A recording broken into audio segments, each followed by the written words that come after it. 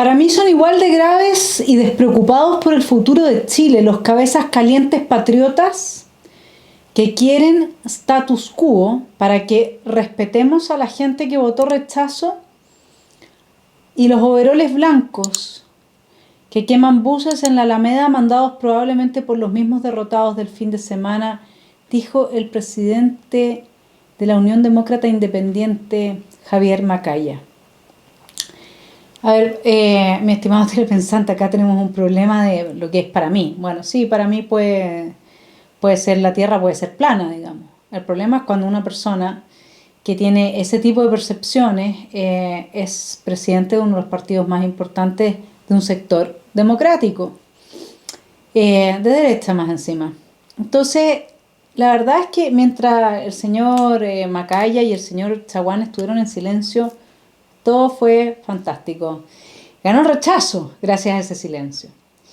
Yo entiendo que parte del apoyo que tuvo el rechazo es de gente que respondió al compromiso de nuestra centro derecha, si así puede llamársele, yo creo que está muy mal llamada, pero bueno, dejémoslo así, que se iniciaría un nuevo proceso y habría una buena nueva constitución en caso que ganara el rechazo. Pero ¿cuánta gente habrá sido esa?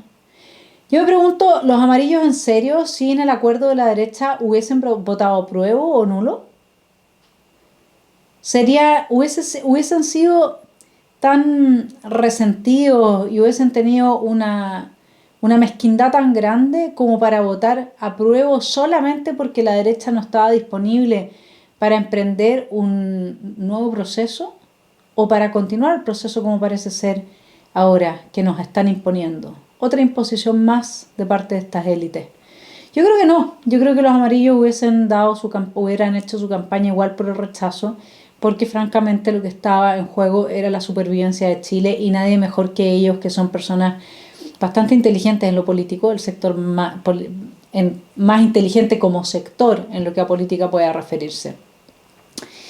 Yo quiero hacerle preguntas al señor Chaguán y el señor Macaya. ¿Se darán cuenta ellos de que están profundizando la crisis económica con la incertidumbre jurídica? ¿Sabrán que sin plata no hay derechos sociales? ¿Entenderán que le dieron la espalda al triunfo del rechazo en la medida en que fueron corriendo a apoyar a un gobierno comunista? La verdad es que lo que tuvo que suceder para que ganara el rechazo no fue un compromiso para un nuevo proyecto. Probablemente si ahora se hace un plebiscito de entrada nos vamos a sorprender nuevamente con los resultados, porque mi estimado señor Chaguán y señor Macaya, tenemos un problema. En Chile las grandes mayorías no es que sean silenciosas, es que están silenciadas. Ni siquiera las encuestas registran su voz. Y el resultado solamente del rechazo en el plebiscito de salida supera la suma del apruebo y el rechazo al plebiscito de entrada. Entonces, francamente, yo quiero que se entienda que acá lo que están haciendo es generando un descrédito de la democracia para ciertos sectores que necesitamos a favor de la democracia, porque nadie puede estar a favor de un régimen que termina atentando y violando en contra del derecho a la vida, que es lo que está pasando hoy día en la macrozona sur, y a todas las personas que les hacen portonazos y termina esto con su muerte, que te están violando el derecho a la propiedad, que te están violando la paz, que no te permiten avanzar en tu proyecto de vida. Nadie va a estar a favor de una democracia que sea eso lo que ofrece. Si la democracia fuese eso lo que nos ofrece, hace rato que no habría democracia en el mundo cristiano occidental. Curiosamente, una persona que no brilla por su adhesión a la democracia, que es nuestro presidente Gabriel Boric, afirmó durante el discurso, tras la victoria del rechazo, que Chile valora la democracia como forma de resolver los problemas. En Chile, dijo, las instituciones funcionan. Yo me pregunto qué es lo que está funcionando acá, porque la mayor parte de la gente siente que lo que está funcionando es una cocina política, pero de ribetes completamente inaceptables, cuya fórmula vamos a analizar en esta columna, mi estimado telepensante. Roberto Garretón, ex subsecretario de Salvador Allende, le dice a su propio sector: sean humildes. Voy a leer algunas de sus ideas publicadas en el libro. Al día siguiente del plebiscito, dice Roberto Garretón, recibí un WhatsApp de una amiga aprovista que en sus líneas finales me dice: yo tratando de recuperar la esperanza y preguntándome qué le pasa a este Chile anestesiado y sometido a los antiguos poderes. Me permití responderle sobre la marcha. Parte del error es creerse abanderado de nuevos poderes frente a los antiguos de los demás. Este no fue el triunfo de las 3 comunas, fue de todo Chile en todos sus rincones. La anestesia corre más bien por los que no ven, adormecidos en sus sueños. Lo viví después del golpe del 73, me costó un par de años, y estuve entre los primeros que reaccionamos, en hacerme la pregunta de ¿en qué nos equivocamos nosotros? Cuando con desgarro fuimos capaces de dar con respuestas, estuvimos preparados para contribuir a construir para Chile realidades exitosas y perdurables. Sigo con Garretón. La derrota del plebiscito tiene cosas en común con aquella del golpe de Estado de 1973. Ambas son las más grandes derrotas sufridas por la izquierda chilena en su historia y ambas de las más grandes en la historia de la izquierda latinoamericana.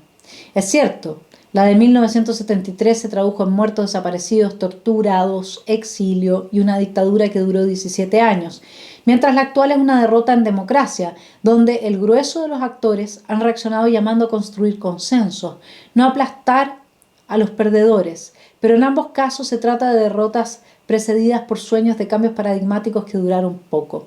Desde que triunfó en las urnas, los de la UP duraron 3 años y estos solo unos pocos meses. Tenemos mucho que dialogar con Roberto Garretón, pero no lo vamos a hacer. Simplemente quiero dejar explicitada la capacidad que tiene él de dar una respuesta a su sector. Y yo creo que es labor de personas que estamos, entre comillas, en la esfera pública, dar una respuesta a quienes dirigen nuestro sector. Solo quisiera agregar a las reflexiones de Garretón que uno tiene que poder contribuir al éxito de un país también siendo honesto y sincero con lo que fue la historia. Una pena que las nuevas generaciones no conozcan en lo más mínimo en qué se equivocaron ustedes cuando avanzaron su utopía sin ningún miramiento hacia la gente que decían querer beneficiar. Porque el futuro iba a traer el paraíso, ¿no? Entonces, voy a volver sobre algunas de las afirmaciones que hace Garretón, pero quisiera antes de eso decirle lo mismo a quienes están en Chile Vamos, dirigiendo Chile Vamos. Sean humildes, porque ustedes tuvieron que desaparecer del mapa para que ganara el rechazo.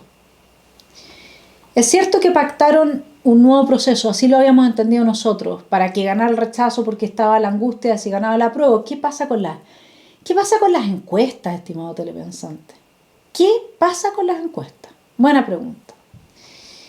¿Pactaron un nuevo proceso o la continuación del proceso? Porque ahí es donde tenemos un gran problema. El mismo problema se nos vuelve a repetir que con el acuerdo del 15 de noviembre.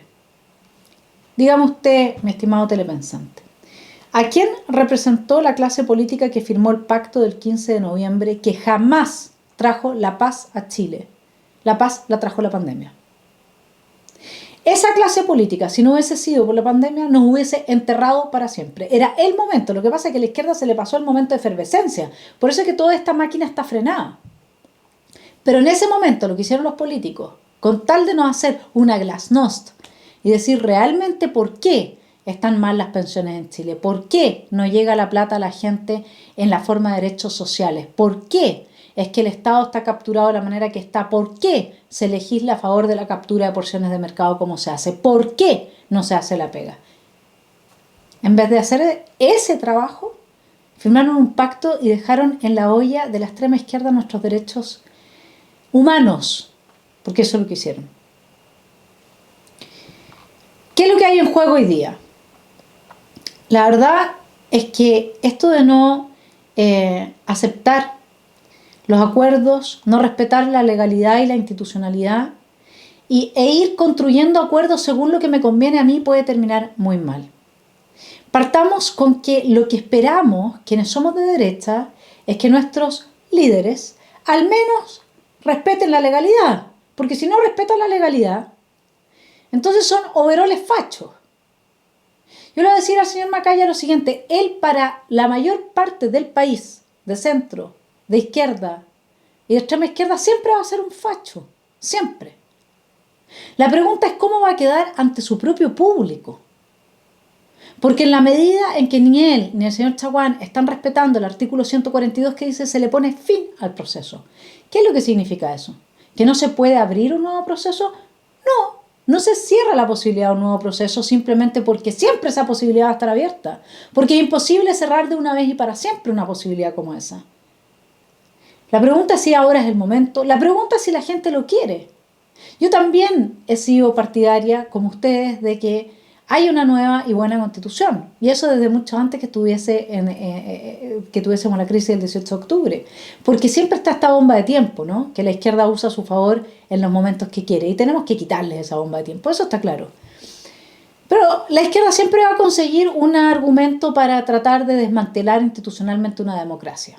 Y siempre lo va a lograr legitimar en la medida en que da la batalla cultural y monopoliza a los medios de comunicación de adentro. No es que los posea, sino que los posee de adentro, no en su propiedad, digamos. Así no corre ningún riesgo de ningún tipo y más encima los usa como sus propios instrumentos. El tema es que sí, una buena y nueva constitución. Ahora, después de todo este tongo, con el cansancio que hay, podría ser. Plebiscitémoslo, veamos qué dice la gente. ¿No somos tan demócratas? Ah, no, pero ustedes quieren continuar con el proceso. Y eso es bailar al ritmo del octubrismo. Ustedes incluso han estado a favor de retomar, que lo vamos a ver hacia el final de esta columna, un proyecto como el de Bachelet, donde hay varios principios fundamentales que han sido rechazados en este proyecto de nueva constitución. El señor Walker estaba hablando de incluso tomar ciertos aspectos del proyecto rechazado por la votación más abrumadora que ha habido en la historia de Chile, probablemente. Retomar aspectos de eso que rechazó el 62%, que suma más que toda la votación de plebiscito de entrada. ¿En qué está la clase política, mi estimado telepensante? Si ellos no respetan la legalidad, vamos con Andrea Íñiguez porque ella es la que entiende mejor que yo qué es lo que está en juego en términos constitucionales técnicos, ¿no? Ella dice, falta una reflexión rigurosa sobre el aspecto técnico de lo que se está haciendo. Se refiere a la continuidad del proceso. Significa que el proceso nunca se cerró, que estamos amarrados al resultado del 25 de octubre.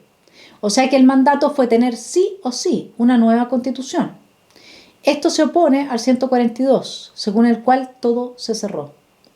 Continuarlo significa que no va a parar hasta que tengamos una nueva constitución. El artículo 142 tenía fecha, 4 de septiembre. Modificarlo ahora significa dejar sin efecto la voluntad popular, o sea, se viola la actual constitución, el artículo 5, que establece que el ejercicio de la soberanía se lleva a cabo por el pueblo en elecciones periódicas.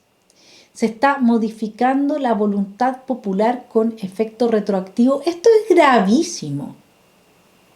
Esto es lo que hace de los señores que hoy día están liderando este proceso y que no respetan el artículo 142, que frente a su propio sector aparezcan ellos como los overoles fachos. ¿Por qué?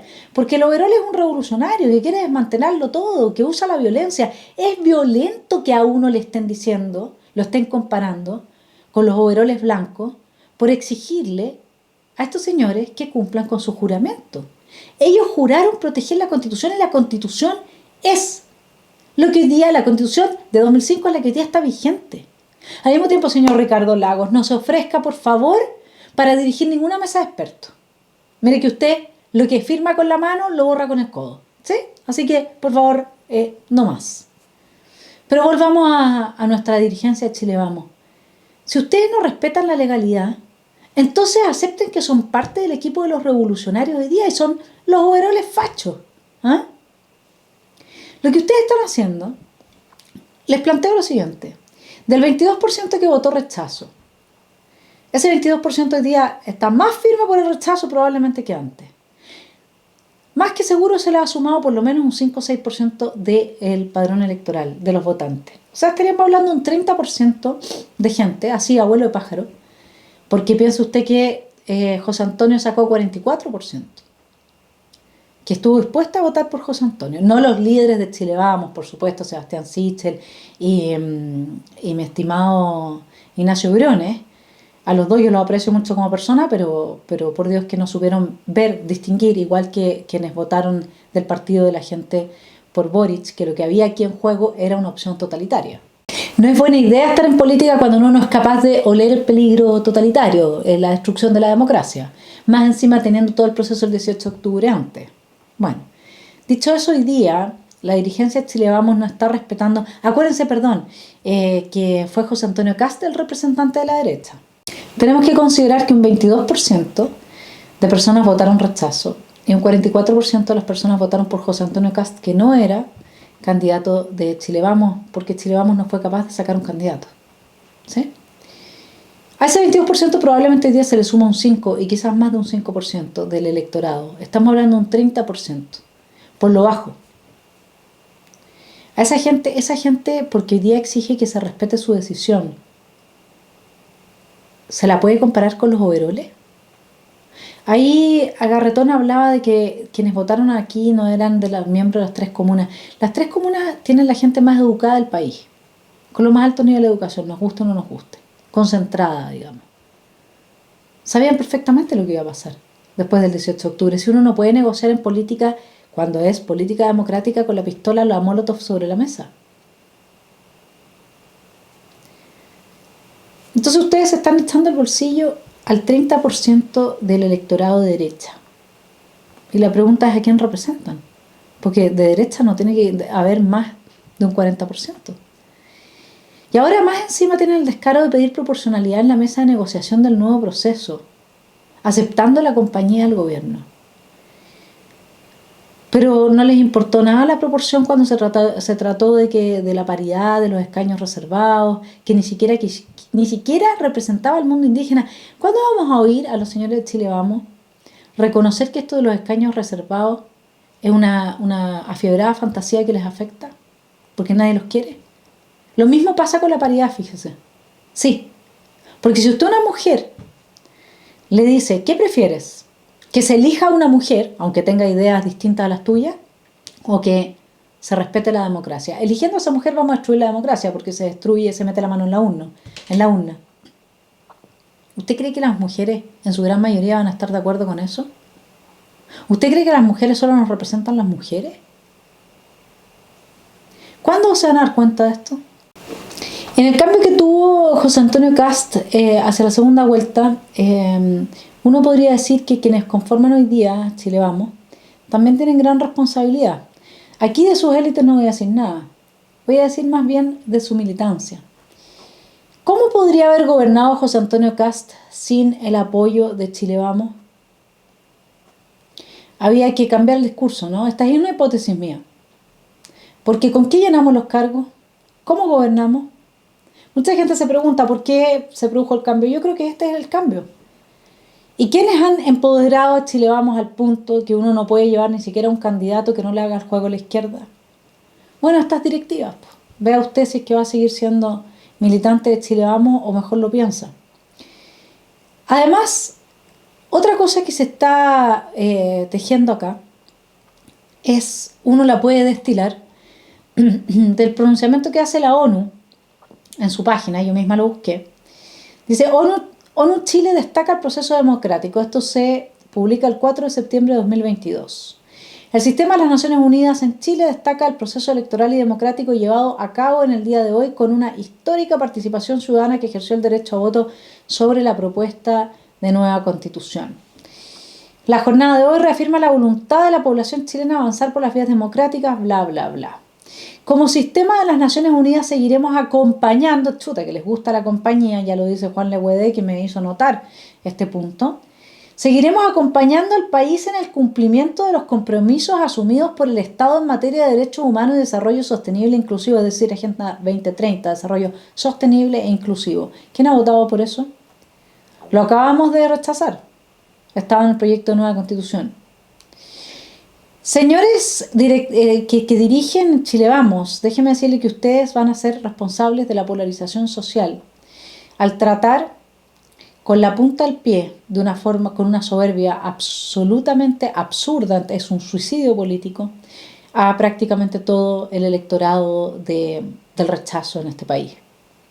Chile Vamos está dedicado hoy día a descalificar, estamos hablando de su directiva, a descalificar a la derecha que tiene principios, entre las cuales están las bases. Por eso es que las bases hoy día tienen que empezar a pensar si quieren seguir siendo parte de Chile Vamos o no. Porque lo que buscan es situarse en el centro político, pero nunca van a ser parte del centro político. El centro está destruido y si se rearma, los amarillos, la verdad es que no van a tener problemas para dialogar con la centroderecha, porque con lo que se dice llamar a sí misma centroderecha, porque los amarillos afirman la trascendencia del ser. Y está probado con su actitud que no están ahí dando la pelea por un par de pinches ganancias y por tener una valentía que Chile Vamos claramente no conoce. Cuando hablo de Chile Vamos hablo de sus directivas ahora. Entonces, que nos expliquen cuáles son esos compromisos que asumieron con la ONU a espaldas de los chilenos. ¿Qué hacer? Bueno, también les voy a hacer una propuesta. Ustedes se la hicieron fácil a los amarillos, que los amarillos se la hagan fácil a ustedes. Y no solamente los amarillos, toda la centroizquierda que votó por el rechazo. ¿Cómo? Hay que plantear que se comience un nuevo proceso, pero hay que establecer algunas condiciones para el nuevo proceso. Primero, neutralización del narcotráfico en el sur, del narcoterrorismo, perdón. Segundo, cierre de fronteras. Tercero, apoyo irrestricto a las Fuerzas Armadas y de orden. El mejor símbolo para ese apoyo sería que dejaran de meter preso a gente que hoy día tiene sobre 70 años en Punta Peuco y que liberen a quienes hoy día tienen sobre 70 años y están presos por venganza, porque nadie puede tener a señores de 70 años presos con cáncer, enfermándose y muriendo ahí y decir que eso es justicia. Ese es un tema que tratamos en este canal a través de ciertas tesis de Clara Charansky. Al que le interese podemos volver a eso. Pero sería un tremendo espaldarazo para las Fuerzas Armadas y de orden que pararan con esto y también que pararan de dejar libres a políticos por montos mucho mayores de los que meten presos a militares, a carabineros, etc. Ley pareja no es dura. Salida del Partido Comunista, del Ministerio de Educación y del Ministerio de Defensa. Fuera, ni un solo comunista más. Leyes draconianas para la destrucción de bienes públicos y adoctrinamiento escolar. Eso despertaría una ovación en el 62% que votó rechazo.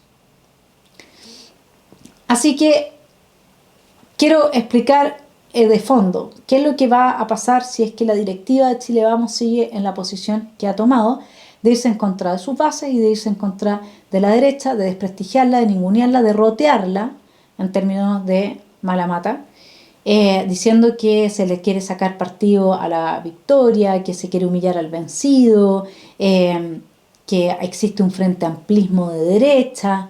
¿Humillar al vencido? ¿Es en serio? Son ellos los que no han aceptado la derrota. Los voy a dejar con el siguiente video de Jasna Proboste y Gabriel Boric para que simplemente tenga un refresh de la memoria. Y por cierto, y en esto quiero ser muy claro, sin dejar de lado las reformas estructurales con las cuales nos comprometimos ante el pueblo de Chile. Porque este gabinete hace suyo el mandato del cambio, de transformación por el cual llegamos a la moneda. Amigas y amigos, los y las demócratas aceptamos siempre los resultados, nos gusten o no nos gusten. Hoy la ciudadanía ha vuelto a pronunciar su veredicto. Si en un primer plebiscito nos dijo que quería cambiar la Constitución, hoy lo que nos dice es que el texto presentado aún no le satisface por completo. Aceptamos el veredicto con humildad. Aún tenemos trabajo por delante. Recogemos el resultado de ambos plebiscitos y no perdemos de vista lo principal. No es que hayamos perdido, es que aún no hemos ganado. No solo no están aceptando la derrota, y cuando Jasna Proboste dice que todavía no hemos ganado, es porque van a seguir con un plebiscito detrás de otro hasta que ganen. Esa es la idea. Y además respecto del presidente Boric, que dice no vamos a dar ni un paso atrás en las reformas estructurales. Eso quiere decir, a nosotros nos da lo mismo la decisión de la mayoría democrática. Esa mayoría democrática cuyo fundamento más potente de principios los dirigentes de Chile Vamos están ninguneando. A ver, ningunea de overoles blancos a la gente que está pidiendo que se cumpla con la ley, pero negocia con personas que no aceptan el veredicto democrático de una mayoría como la que nunca ha habido en este país. Negocia con gente que ha legitimado la violencia una y otra vez. Negocia con gente que le hizo un golpe de Estado o lo intentó hacer al expresidente Piñera. Y no nos olvidemos de la denuncia de Sergio Mico. Negocia con gente que amenazó de muerte y que hoy día ha sacado del Instituto de Derechos Humanos a su presidente por ser católico. Están al mismo nivel que la gente más extrema de la prueba, que anda roteando a quienes votaron, como dice Malamata, a rechazo. Pero aún están peor. Fíjese que, porque no se dan cuenta, parece que no leyeron a Carlos Peña el día domingo, que realmente si uno lee entre líneas lo que él está planteando a partir de la afirmación que le traigo aquí del presidente Gabriel Boric, uno se queda atónito de quiénes son quienes nos están gobernando. Y los procesos de cambio siempre tienen retrocesos cuando quien quiera que sea se asume como vanguardia y pretende ir más rápido que el pueblo al que representa. Como dijo un viejo militante, ser un adelantado a tu época en política es una forma elegante de estar equivocado. ¿Qué es lo que dice Carlos Peña respecto de esta afirmación de Gabriel Boric? Que en definitiva ellos no están aceptando la realidad. Nos está gobernando gente que está totalmente desconectada de la realidad y que está fiebrada por un mesianismo sin límites. Sin límites. Y quien sepa un poco de historia de la humanidad sabe hacia dónde nos conduce eso. Pero yo ahí quiero preguntarle al señor Chaguán y Macaya, ¿ustedes van a seguir con el tongo del indigenismo, la igualdad sustantiva, la Agenda 2030, la perspectiva de género, los escaños reservados, meterle la mano a la urna, el Estado Social de Derecho que solo nos va a hacer más pobres porque tiene a la base el derecho garantista que pone en el segundo rango el derecho de propiedad? Los quiero dejar con, ya que no leyeron la columna de Carlos Peña el día domingo, en este caso estamos rescatando porque ha sido un aporte, otras veces no estamos de acuerdo con Carlos Peña, pero esta vez sí. Los quiero dejar con un diagnóstico con el que yo comparto de Carlos Peña, a ver si alguien puede hacer un corto y se lo manda al señor Macaya y al señor Chaguán como para que cachen qué onda. Miren, yo tengo la impresión, pero claro, muy pronto para saberlo, ¿verdad? Pero yo arriesgaría la siguiente hipótesis. A mí me parece que el resultado de ayer mostró una abierta distancia, una abierta disonancia entre una cierta manera de concebir los problemas del Chile contemporáneo, que ha expuesto particularmente el Frente Amplio y la generación que hoy día está en el poder, por una parte, con la manera en que la ciudadanía y la cultura pública de Chile, que es producto de las últimas décadas, se concibe a sí misma. Yo creo que hay una cierta discordancia, ¿cómo decirlo?, de sensibilidad, de autocomprensión entre la visión que esta élite generacional que está hoy día en el poder tiene de los problemas de Chile y la manera en que las personas vivencian su propia situación. Yo creo que el Frente Amplio ha insistido demasiado, erróneamente, creo yo, esto lo vengo diciendo hace muchísimo tiempo, en un diagnóstico moralizador, simplista de la vida social, donde se ven a sí mismos como redentores de un pueblo abusado.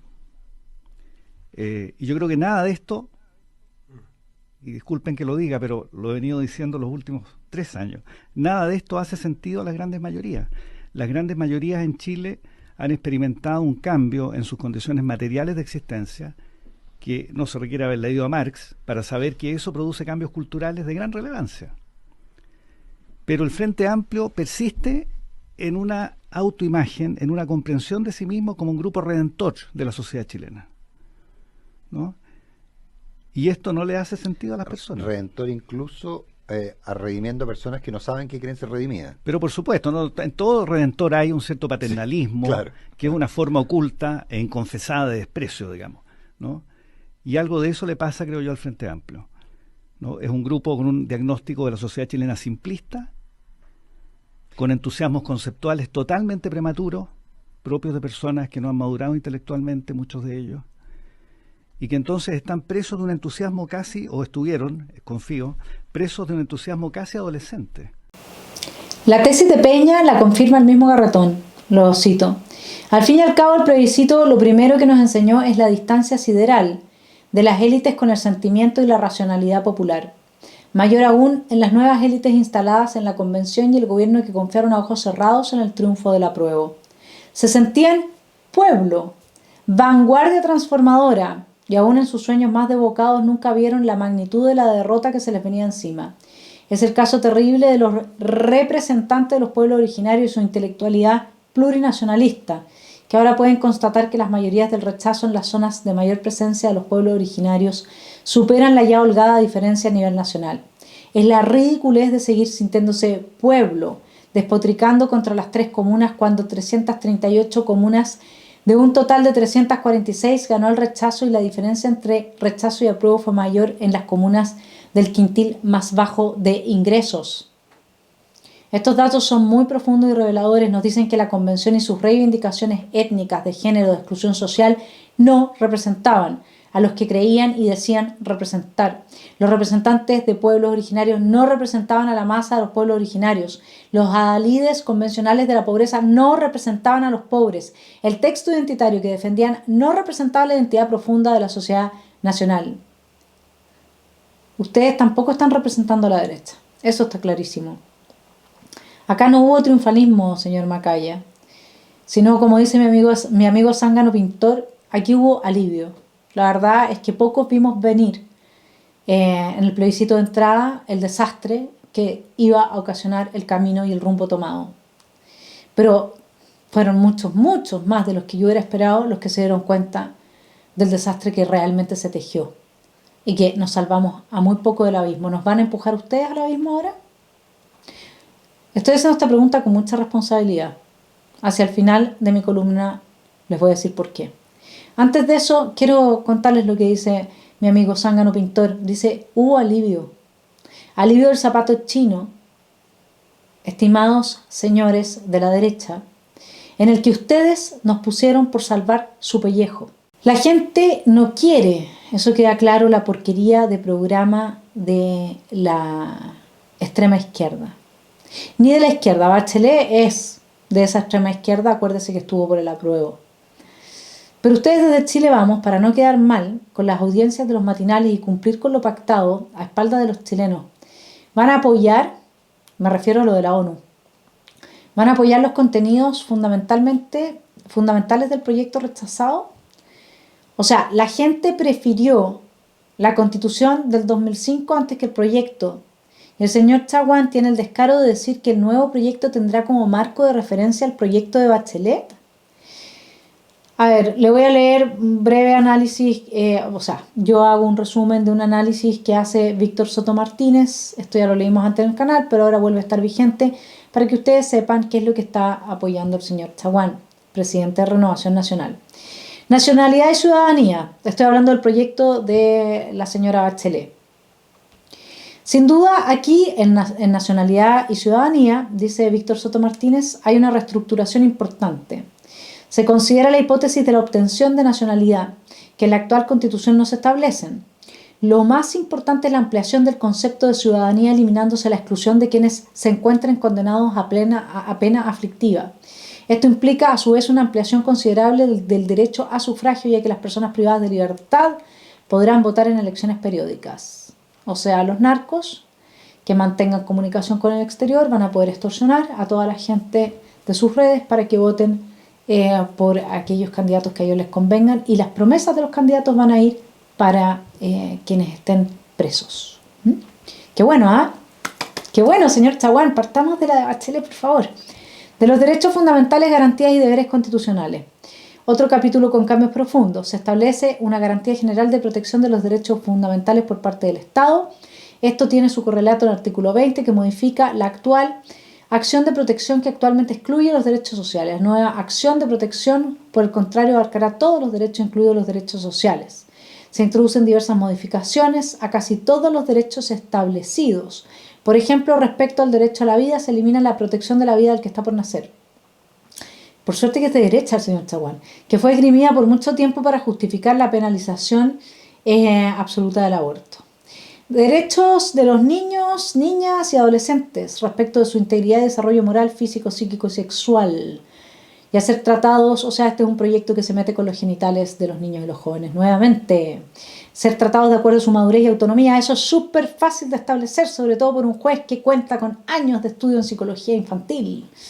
Increíble. Se trata de una antigua deuda del Estado de Chile respecto de sus niños, niñas, niñas, adolescentes, en la línea de la Convención de los Derechos del Niño. Uy, es que nosotros tenemos una defensora de los derechos del niño tan demócrata. Le encanta que los niños jueguen juegos que son súper infantiles y amorosos, como saltarse los torniquetes, por ejemplo. Y tenemos el tema de la igualdad sustantiva, también, con otro tipo de etiquetas. Además de la obligación del Estado de eliminar todo lo que pueda afectar discriminatoriamente hombres, mujeres, etc. O sea, la estructura del patriarcado. El derecho a vivir en una vivienda. Se establece en el proyecto de Bachelet el derecho a vivir en una vivienda, no a poseer la vivienda, ¿se entiende? Volvemos a lo mismo. Se trata de un nuevo derecho social. Otra modificación sustantiva es que se elimina la incompatibilidad entre el cargo de dirigente gremial o vecinal y el cargo de parlamentario. ¡Fantástico! Entonces vamos capturando ahora desde adentro, dado que las municipalidades son las entidades más corruptas del país, hagámoslas más corruptas con esto. Podemos destacar también que este es un proyecto que tiene una intención democratizadora, ya que se introducen mecanismos de democracia participativa. Así, en cuanto a la formación de ley, se incorpora la iniciativa popular de ley, permitiendo, adivine qué porcentaje, adivínelo,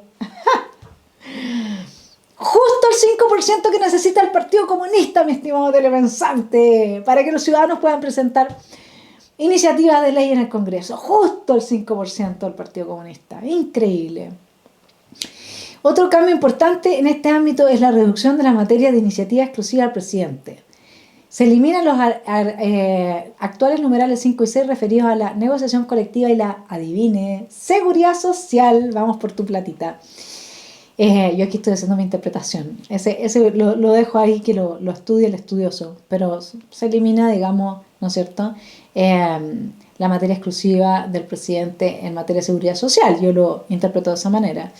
Más retiros de los fondos de pensiones. Bueno, pero da lo mismo, total, nuestra derecha de siempre legitimó todo eso, pues. Legitimó el desmantelamiento institucional a través de los retiros. Eso es parte de lo que han hecho como overoles fachos. Se reduce el quórum de las leyes orgánicas constitucionales. Fantástico, ¿no? Olvídense, si esto va a ser maravilloso, porque lo que se denomina cerrojos constitucionales, que en el fondo es lo que le ha dado estabilidad al país para que venga la inversión, para que se produzca crecimiento y todo, en este proyecto, mi estimado telepensante, se acaba la certidumbre constitucional. Todo se va a poder cambiar mucho más fácilmente. Además, tenemos como reforma constitucional, se elimina el quórum de 2/3 para reforma, llegando a 3/5. Se eliminan ciertas trabas para el llamado al plebiscito. Ahora, sí, yo le rescato al proyecto que tiene algo muy, pero muy bueno, que sería excelente oír a la actual clase política hablar sobre estos temas. ¿Por qué no lo hacen? Mire, en este proyecto se establece un límite a la reelección, señalándose que los parlamentarios podrán ser reelegidos en sus cargos hasta por 2 veces, artículo 51. Además, se elimina la designación de vacantes de diputados y senadores por parte del partido político, volviéndose al sistema de elecciones complementarias de la Constitución de 1925. Bueno, antes dije que estaban siendo muy irresponsables y yo quiero ser responsable y decir que Chile Vamos tiene que entender que sus bases y quienes no son sus bases, pero somos de derecha, y mucha gente que no tiene color político ya está entendiendo los juegos con el globalismo y los chanchullos que hay ahí. Pero sobre todo estamos viendo otra cosa que es extremadamente preocupante. Fíjese que Chile Vamos parece, y los amarillos en este caso también, espero que la tengan más clara, no lo sé, pero digámosle de una vez qué es lo que ellos están haciendo estos días. Están negociando con un gobierno que tuvo que sacar a su ministra de Desarrollo Social por los vínculos que tenía con Yaitul, el líder de la CAM narcoterrorista, que no representan absolutamente a nadie. Eso fue otra de las consecuencias de la votación de los pueblos indígenas mayoritariamente en contra de la plurinacionalidad. Irse en contra de esta otra gente también, que se han vestido con la causa, con su nombre, con su identidad, para avanzar sus intereses personales narcoterroristas. Eso es lo que aquí ha pasado. Con esa gente está gobernando hoy día Chile Vamos y los amarillos. Están negociando con un gobierno que nunca ha pensado en el bien de Chile. Si uno analiza sus actuaciones desde que estos jóvenes llegaron al poder y que creen en la vía violenta para lograr sus objetivos. Fíjense que los proyectos rechazados por Boric, Jackson, Vallejo, al menos 7 proyectos que avanzaban el control de la violencia en el país. Dentro de los proyectos se encuentra la ley que modifica el Código Penal para tipificar como delito la alteración de la paz pública, conocida como Ley Antibarricadas. Eso fue rechazado por Boric, Jackson y Vallejo. Ahí ya se suma la ley de fuegos artificiales. Ustedes saben que los narcos necesitan los fuegos artificiales para anunciar que llegó la droga. La ley Juan Barrios, la ley que exige la renuncia al uso de la violencia en política, y la ley de protección de infraestructura crítica nacional. Lo único que estuvieron dispuestos ahora a avanzar es una ley de desarme de los ciudadanos decentes. También votaron en contra de 2 proyectos que buscaban modificar el Código Penal para incluir la tipificación de hurto de madera en troza, y otro que sancionaba la sustracción de madera. Iniciativas que estaban enfocadas a enfrentar uno de los delitos más frecuentes de la macrozona sur, y que no es solo el robo de madera, mi estimado telepensante, es que robando la madera es como ellos tienen la caja para ir atrayendo cada vez más guerrilleros a su causa, porque los están comprándose a la gente que no tiene otra forma de vivir en los territorios tomados. Entonces el robo de la madera es muy importante para sostener a estos grupos narcoguerrilleros, ¿se entiende? Pero además, ¿con quiénes están negociando? Mis estimados demócratas, ustedes están negociando con el Partido Comunista y sus hijos, que son los Frente Amplistas. Y no se puede olvidar que en el computador de Raúl Reyes habían más de 300 correos entre dirigentes del Partido Comunista y el segundo al mando de la FARC sobre el entrenamiento de los narcoterroristas con causa indigenista, vestidos de causa indigenista del sur. Sumémosle a ello que Matías Mesa, no sé si ustedes se acuerdan, el abogado de derechos humanos que fue jefe de gabinete de Gabriel Boric, él dedicó su tesis de grado a la comunidad autónoma de Temucuicui, escrita en 2009. Y ahora un nuevo escándalo. Renunció Lucía Damert, que era la jefa del segundo piso del gobierno de Gabriel Boric. Qué curioso que haya renunciado justo antes del viaje a la ONU, etc. Bueno, renunció porque ella figura en los radares del FBI y la DEA de Estados Unidos, DEA, Drugs Enforcement Administration, que se dedica a combatir el narcotráfico de los Estados Unidos, por su estrecha relación, estamos hablando de Lucía Damert, con Genaro García Luna, exsecretario de Gobernación de México. Este García Luna fue detenido a mediados de 2019.